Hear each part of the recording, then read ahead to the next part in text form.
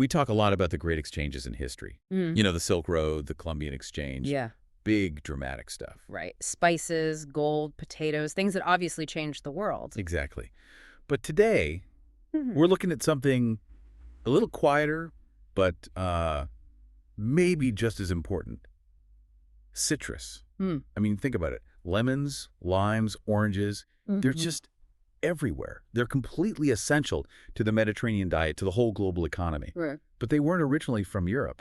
And that's where the history gets so fascinating and honestly pretty overlooked. If you go back to, say, the 9th or 10th century, you find this incredible story that ends up reshaping medicine, architecture. Even military strategy centuries down the line. Exactly, all because of these fruits. So the sources we're diving into today, they're mostly from agricultural history, botanical trade routes. They focus almost completely on the role of Muslim traders and agricultural scientists.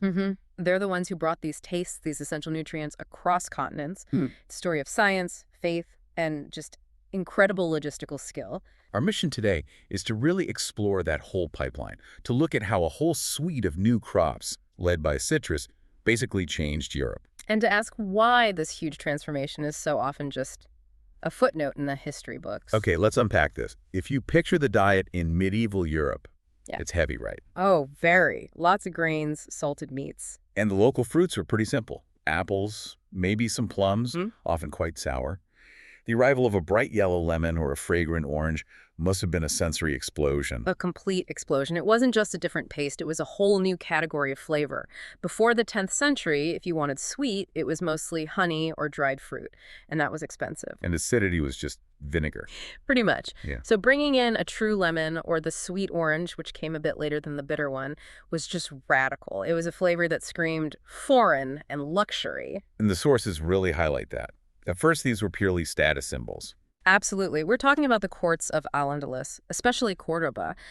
The fruits were grown in private palace gardens. Only the absolute elite would have ever tasted one. They're like jewels. They had to be. These fruits started out thousands of miles away, in Persia, in India. They weren't just traded, they were transplanted successfully across enormous distances. Which implies this massive interconnected network. A network stretching from Spain all the way to the Indian subcontinent, and it was facilitated and, controlled by Muslim states at the time. That geographic scope alone tells you this is different from just local trade. This is a civilization moving not just goods, but really complex knowledge. Exactly. And what's so interesting is how quickly they went from being a luxury to a necessity once they solved the farming problems, that is. It wasn't just that they tasted good. No, it was their utility in preservation, in cooking, and crucially in medicine. They filled this huge gap in the medieval diet. And if you're just catching up on this field, just imagine the diet of an average person back then. It's heavy on starches, probably lacking in vitamins. Citrus brings that acidic punch, that lightness. It was a vibrancy that was totally missing. And that quick shift from exotic curiosity to an essential crop, that was only possible because it was part of something much, much bigger. Right. This wasn't just about lemons. No. The arrival of citrus was really a signal of what historians now call the Muslim agricultural revolution. Okay, that term, agricultural revolution, that sounds huge.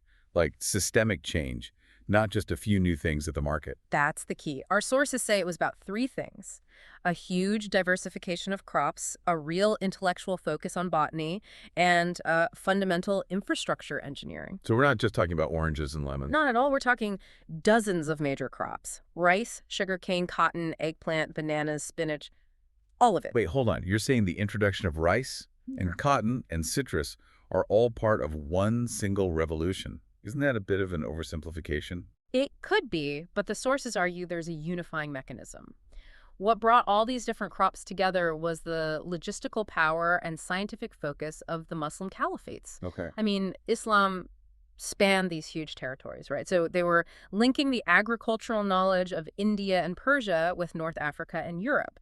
They had access to all the seeds and, critically, the intellectual tradition to figure out how to make them grow in new and often pretty hostile places. So it wasn't just about the trade routes. It was about actually transforming the land. Precisely. And this is where the engineering comes in, which is so critical for citrus. These trees are thirsty. And the Mediterranean has those long, dry summers. Exactly. Spain, Sicily, without a massive engineered water supply. Citrus just dies. So the success of the lemon tree in Europe depended on Muslim hydrology. Absolutely. The sources all point to these incredibly advanced irrigation systems. Things like quanats, these are underground aqueducts that run on gravity, sometimes for miles. And also those giant water wheels, the norias. Yes, and complex aqueducts. But the Connaught system is just, it's genius. Explain that for a minute. Why was it such a game changer? Well, what's so brilliant about it is that it solves the biggest problem in a hot climate, evaporation. By keeping the water underground in these carefully built tunnels, the sun can't steal it before it gets to the fields. Wow. It required incredible skill in surveying and construction.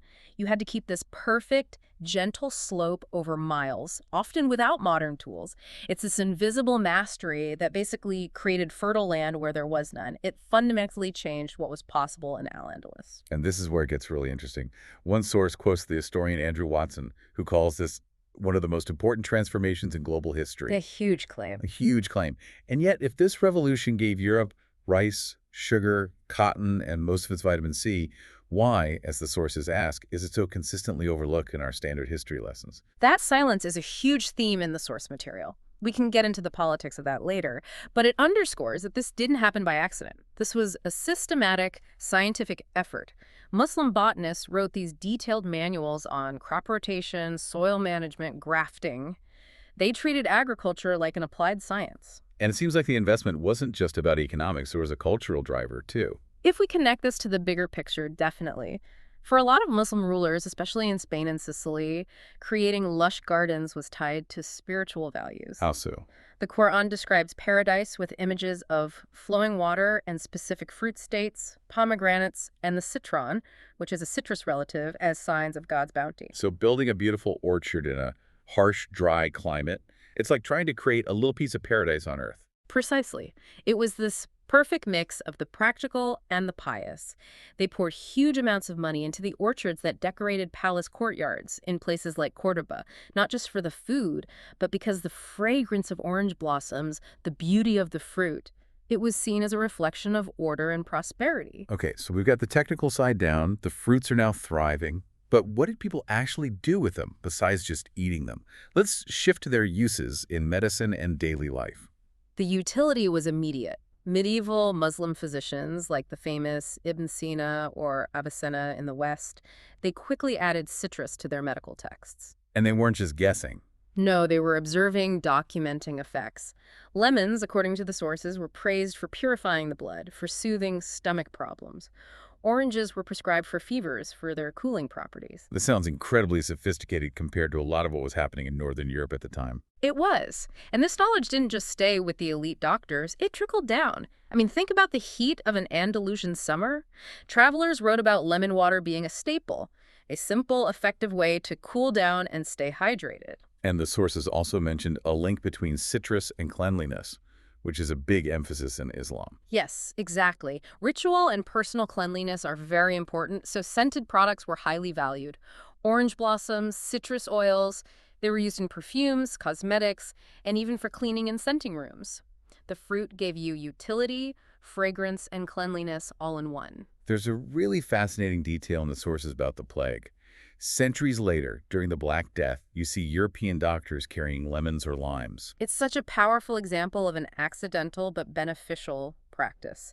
They thought the strong smell would ward off the miasma, the bad air they believed carried disease. Which was wrong, but... But whether they knew it or not, they were carrying around a powerful source of vitamin C, an antiscorbutic. They had no idea about vitamin C, but the preventative link was real. Exactly. The sources point out that citrus was preventing scurvy for sailors and supplementing poor diets during crises long before science explained vitamin deficiency in the 18th century. It just shows how valuable that ancient practical knowledge was. So let's trace how this knowledge and these fruits actually got into Christian Europe. Because it wasn't always a peaceful handover, right? Yeah. It often happened after a military conquest. Right. The two main gateways were Sicily and Spain. Sicily was under Muslim control from the 9th to the 11th centuries, and they turned it into an agricultural powerhouse.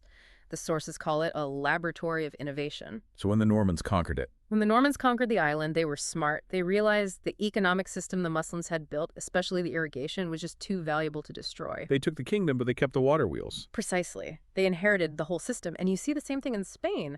After the Christian Reconquista, especially around Valencia and Seville, those incredibly complex irrigation networks that fed the citrus groves, they were preserved. The economic reality was just too strong. It was. It outweighed any cultural or religious impulse to just tear everything down. So what does this mean for the historical narrative? I mean, we must have accounts from the time, right? Chroniclers, travelers, they must have seen this change. Oh, absolutely. Our sources mention the 12th century writer Ibn Jubayr, who wrote these amazing descriptions of the flourishing lemon orchards in Sicily. And even Christian writers, who were often hostile to the Saracens, couldn't help but marvel at the wealth pouring into the markets from these new agricultural systems. The proof was right there in the prosperity. And here's the great irony we have to touch on. These fruits, brought in through Muslim science and investment, later become an essential tool for European colonial expansion. That historical loop is just profound. By the 15th, 16th centuries, European powers needed citrus.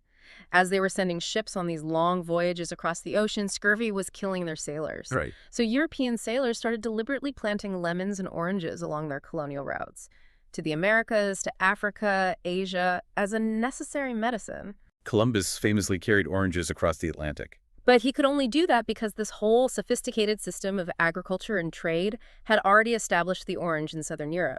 And that was thanks entirely to the agricultural revolution in Muslim Spain. So the fruit goes from a sign of paradise in Cordoba to a tool of global empire. All because of the technical groundwork laid centuries before. Which brings us back to the real impact here.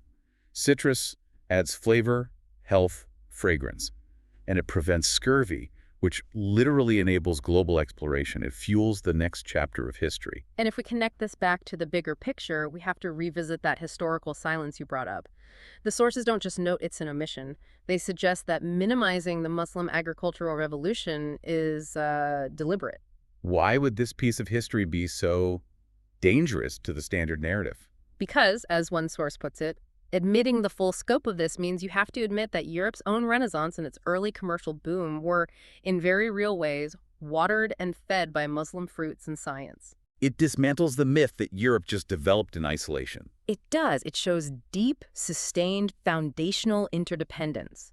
It also challenges the myth that the relationship between Muslim and European powers was only about war. Which is why this history matters for you, the learner, today. Exactly. First, it shows Muslims as builders, as scientists, as gardeners. Second, it shows a culture that connected intellectual work with practical results, seeing food, health, and beauty as one interconnected system. And finally, it's just a powerful story about how knowledge survives. It endures even when political powers shift dramatically. It is a living legacy. The next time you walk through the orange groves in Seville or see the lemon orchards in Sicily, those fruits are growing from the same soil and often watered by the descendants of the same systems built 1,000 years ago.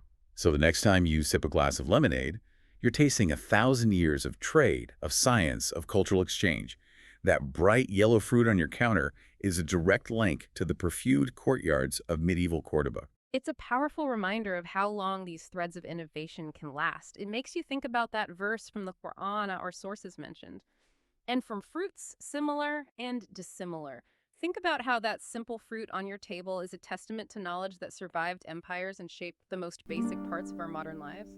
What other everyday item in your kitchen has a hidden globe-spanning history that you never even realized?